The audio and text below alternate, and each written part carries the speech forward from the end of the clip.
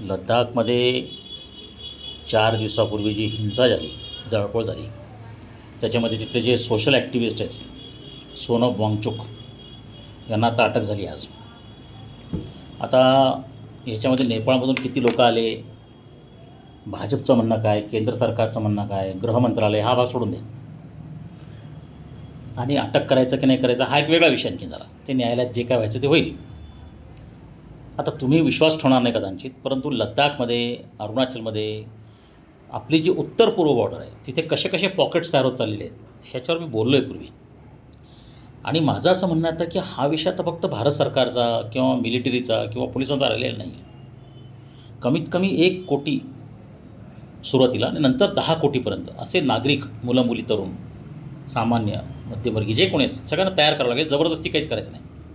म्हणजे लद्दाखपासून ते म्यानमारपर्यंत आपल्याला असे छोटे छोटे पॉकेट्स तयार करावे लागतील की ज्याच्यामध्ये खाण्याची सोय आपल्यातर्फे असेल, सरकारतर्फे. तरुण तरुणी तिथे राहायचं, संरक्षण करायचं, म्हणजे काहीच गोळीबार मारामारी काही करायची नाही, जस्ट राहायचं, ज्याला सेटलमेंट्स म्हणतात. जसं इस्रायलने पॅलेस्टाईनच्या वस्तीमध्ये केलं, आता इस्रायलने खूप जबरदस्ती केली, आपण तसं काहीच करायचं नाही आहे. आपण फक्त सेटलमेंट्स करायचे. मी नेहमी सांगतो की काश्मीर पंडित जेव्हा हाकलले गेले काश्मीरमधून 3.5 लाख, तर हे सेटलमेंट नंतर करायला पाहिजे होतं आणि ते सेटलमेंट झालं नाही. अजूनही तो संघर्ष चालूच आहे 35 वर्षानंतर. आता ती परिस्थिती आपल्यावर उद्भवायची नसेल आणि भारत आता फक्त दिल्ली वगैरे आणि 7-8 राज्यांपुरता मर्यादित ठेवायचं नसेल, तर सगळ्यात पहिल्यांदा आपल्या सीमारेषा सुरक्षित करणं नागरिकांची जबाबदारी आहे. तिथे जायचं, यायचं, राहायचं, हे सगळं करायचं. छोटे कॅम्प्स तयार करत जायचे. म्हणजे कमीत कमी 1 ते 2 कोटी उत्तर पूर्व सीमारेषेवर, 2 कोटी पाकिस्तान बॉर्डरवर गावागावामध्ये लोक बसवायचे. त्यांनी यायचं, गावात राहायचं, नोकरी करायची, परत जायचं, सुट्ट्या घ्यायच्या. अशा पद्धतीने आपले सेटलमेंट्स व्हायला पाहिजेत.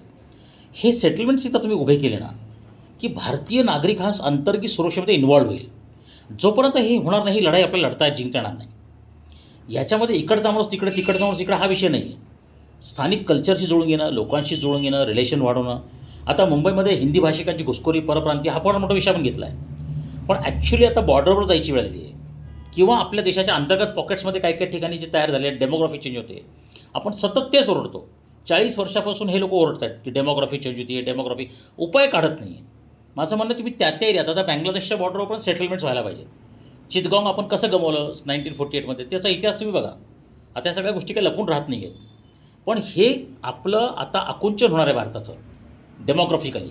पुढची पिढी आपल्याला माफ करणार नाही आहे आणि त्यांना फार भयानक संघर्षाला सामोरं जावं लागेल. म्हणून माझं असं म्हणणं आहे की आता नागरिकांनी स्वतः या व्यवस्थेत उतरावं देशाच्या संरक्षणासाठी.